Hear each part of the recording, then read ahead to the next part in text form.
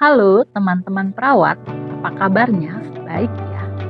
Kali ini kita akan belajar tentang keperawatan bencana pada ibu hamil, ibu melahirkan dan menyusui. Jadi jangan lupa kalau terjadi satu bencana, kelompok yang beresiko salah satunya adalah ibu hamil, ibu menyusui dan bayi. Dampak bencana pada ibu hamil, ibu menyusui, dan bayi dampaknya adalah bisa berdampak pada makanannya, bisa berdampak pada air bersihnya, bisa berdampak pada vitamin yang dibutuhkannya, dan bisa berdampak pada akses pelayanan kesehatan. Dampak makanannya bisa kurang ya, karena sebenarnya untuk ibu hamil, ibu melahirkan dan menyusui butuh makanan yang lebih banyak daripada biasanya. Kemudian air bersih juga untuk dia minum, untuk buat susu anaknya, buat cuci, buat mandi dan yang lain-lain. Vitamin yang dibutuhkan juga lebih banyak untuk ibu-ibu yang sedang hamil dan menyusui. Kenapa? Karena ibu hamil, ibu menyusui ini membutuhkan makanan vitamin yang lebih karena dia butuh memberi untuk bayinya dan untuk anaknya. Kemudian yang keempat adalah akses pelayanan kesehatan. Akses pelayanan kesehatan ini harus juga diperhatikan untuk ibu hamil, ibu menyusui dan bayi. Apabila ada suatu masalah dengan kelompok ini bisa segera ditangani dengan baik. Distribusi korban bencana. Jadi kalau ada bencana alam,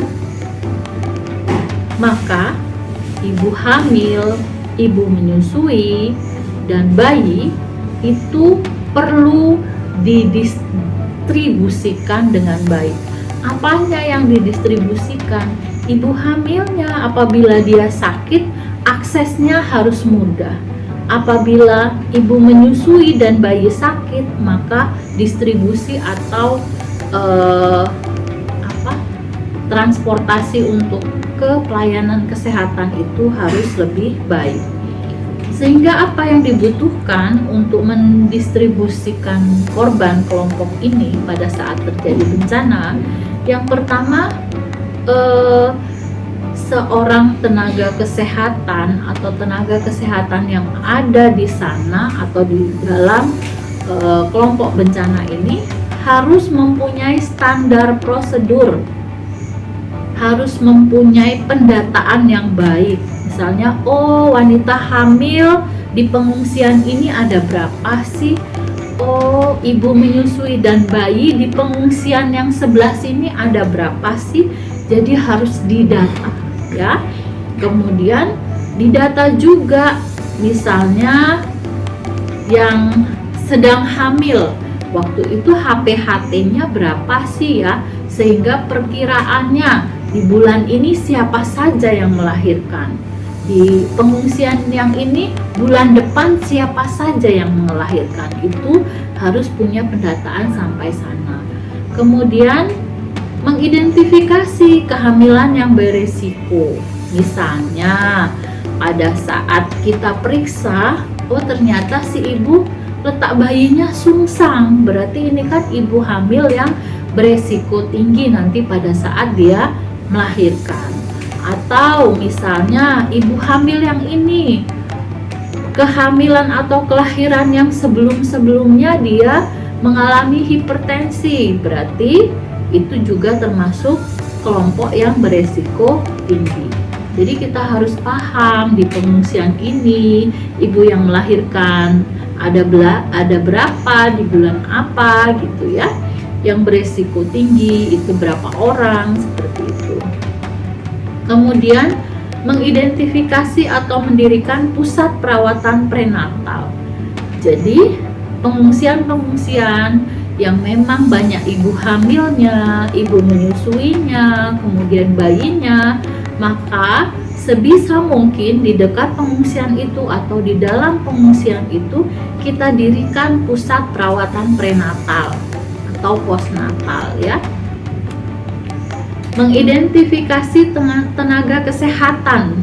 Jadi harus kita identifikasi, misalnya di pengungsian wilayah ini karena banyak ibu hamilnya, maka kita siapkan tenaga kesehatan yang memang ahli dalam urusan kehamilan gitu ya, atau kita letakkan bidan atau dokter yang bisa mengatasi apabila terjadi sesuatu pada ibu hamil atau menyusui itu.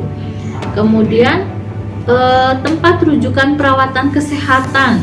Jadi kita juga harus mengidentifikasi kalau misalnya ini ibu mau melahirkan dengan resiko tinggi, berarti harus dibawa ke rumah sakit atau pelayanan kesehatan yang terdekat.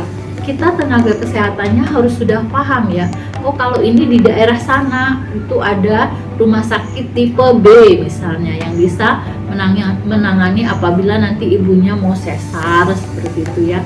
Oh kalau misalnya hanya melahirkan normal bisa ke puskesmas yang ini gitu. Jadi kita sebagai tenaga kesehatan, perawat itu harus sudah punya pemetaan. Jadi fasilitas kesehatan yang mana sih yang bisa kita tuju apabila ada kondisi-kondisi darurat seperti ini. Kemudian tenaga kesehatannya yang ada di situ juga harus memiliki kemampuan untuk resusitasi neonatal. Misalnya ada bayi yang beresiko, ada bayi yang mengalami gangguan, sehingga apabila terjadi sesuatu, tenaga kesehatan di sana sudah mempunyai kemampuan untuk resusitasi neonatal.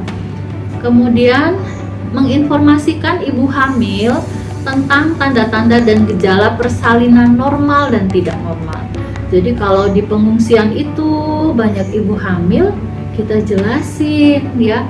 Jadi kita kumpulin bahwa tanda-tanda kelahiran normal itu seperti ini.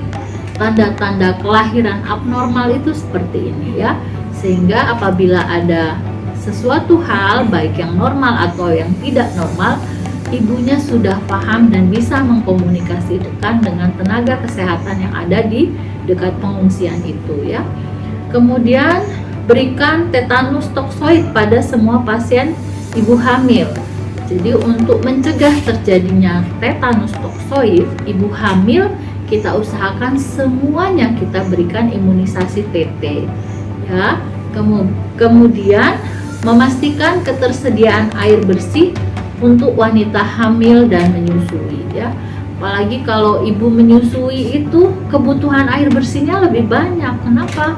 Karena selain untuk minum, untuk kebutuhan makan, ada nyuci popok ya, atau mandiin bayi. Nyuci popok bayi itu perlu air yang lebih banyak gitu ya.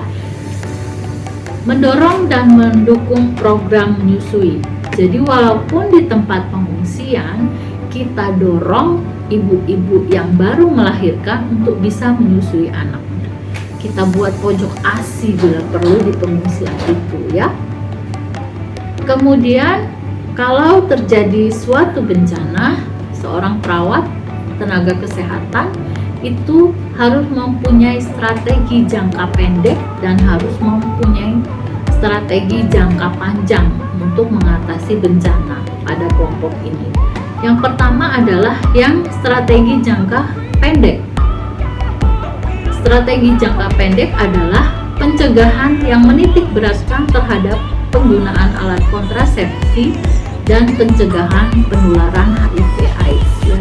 Jadi jangka pendeknya apabila ada ibu hamil, ibu menyusui, itu kita sudah jelaskan alat kontrasepsi yang baik itu yang seperti apa sih yang baik untuk kondisi tubuh ibu ya. Kemudian apabila ada kemungkinan tertular HIV/AIDS, maka kita jelaskan bagaimana cara proses penularannya dan pencegahannya. Kemudian strategi jangka panjang. Strategi jangka panjangnya adalah membangun layanan kesehatan offset obstetrik ginekologi dengan tenaga yang terlatih di tempat penampungan dan pengungsian. Jadi jangka panjangnya tenaga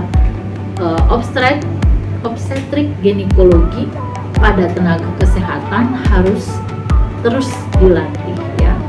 Kemudian memberikan informasi dan edukasi tentang reproduksi di tempat-tempat pengungsian. Kemudian memastikan perlengkapan pendidikan kesehatan reproduksi dan seksual, menyusun pedoman kesiapsiagaan ibu hamil saat bencana. Itu adalah strategi jangka pendek dan jangka panjang pada bencana untuk kelompok ibu hamil, ibu menyusui, dan bayi. Oke, sampai di sini materinya ya. Jangan lupa subscribe. Apabila dirasa materinya bermanfaat, jangan lupa sebar ke teman-teman yang